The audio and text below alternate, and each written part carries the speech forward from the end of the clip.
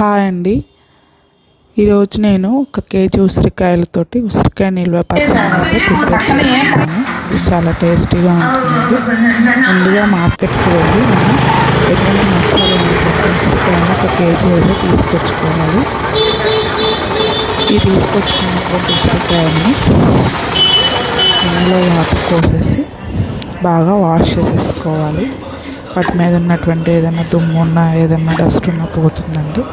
బాగా వాష్ చేసుకున్నటువంటి ఉసిరికాయని ఒక జాలి గిన్నెలో వేసి ఆ నీళ్ళన్నీ బాగా పోయిన తర్వాత వాటిని ఒక పొడి క్లాత్ మీద వేసుకొని ఆరనివ్వాలి. ఆ వాటర్ అంతా ఆ క్లాత్ పీల్చేసుకుంటుంది. వాటిని మళ్ళీ జాలి గిన్నెలో వేసుకొని తడంతా ఆరేంత వరకు ఫ్యాన్ కింద ఆరబెట్టుకోవాలండి. వాటి మీద తడి అసలు ఉండకూడదు. ఈలోపు చింతపండు పేస్ట్ కోసం 150 గ్రామ్స్ చింతపండుని ఒక గిన్నెలో వేసుకొని దానిలో హాట్ వాటర్ యాడ్ చేసుకుంటున్నాను. చింతపండు త్వరగా నానుతుంది. ఈలోపు నేను మసాలా కోసం 4 టేబుల్ స్పూన్ల ఆవాలని, అదేవిధంగా 2 టేబుల్ స్పూన్ల మెంతులను విడివిడిగా వేయించుకొని పొడి చేసేసుకొని పక్కన పెట్టేసుకుంటున్నాను. ఈలోపు చింతపండు కూడా నానిపోతుంది. ఈ చింతపండును ఒక జాలి గెరిట సహాయంతో బాగా థిక్ పేస్ట్ లాగా తీసేసుకోవాలి. బాగా థిక్ పేస్ట్ లాగా తీసేసుకొని ఆ తీసేసుకున్నటువంటి చింతపండు గుజ్జును కొంచెం పసుపు యాడ్ చేసి స్టవ్ మీద పెట్టి ఉడికించుకోవాలి. బాగా తిప్పుతూ ఉడికించుకోవాలండి. ఈ చింతపండు గుజ్జు ఉడికేలోపు నేను స్టవ్ మీద ఒక బాండి పెట్టేసి దానిలో 1/2 కిలో వరకు ఆయిల్ని పోస్తున్నాను. ఆయిల్ హీట్ అయిన తర్వాత మనం వాష్ చేసుకున్నటువంటి ఉసిరికాయలు ఉన్నాయి కదా, వాటిని దానిలో వేసేసి వేయించుకుంటున్నాను. ఇవి వేగేలోపు చింతపండు గుజ్జును కూడా పక్కన తిప్పుకుంటున్నాను. ఈలోపు మనం కారాన్ని, ఉప్పును కూడా కొలిసి పెట్టుకున్నాము. 150 గ్రామ్స్ కారాన్ని తీసుకోవాలి. అదేవిధంగా 150 గ్రామ్స్ ఉప్పు తీసుకోవాలండి. సేమ్ కొలతలు సాల్ట్ తీసుకుని అదే గ్లాస్తో అయితే 2 గ్లాసెస్ కారం, 1 గ్లాస్ ఉప్పు తీసుకోవాలి. మధ్య మధ్యలో ఉసిరికాయని కలుపుతూ మీడియం ఫ్లేమ్ మీద బాగా వేయించుకోవాలి.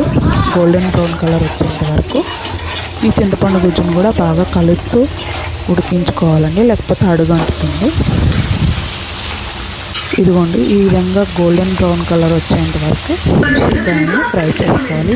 ఈలోపు మనం మసాలా కోసం ముందుగా ప్రిపేర్ చేసుకున్నటువంటి ఆవు పిండి 4 టేబుల్ స్పూన్, 2 టేబుల్ స్పూన్ పిండి, అదేవిధంగా ఒక 100 గ్రామ్స్ వరకు వెల్లుల్లిపాయలు వేసుకొని మిక్సీలో కోర్స్గా గ్రైండ్ చేసుకోవాలి.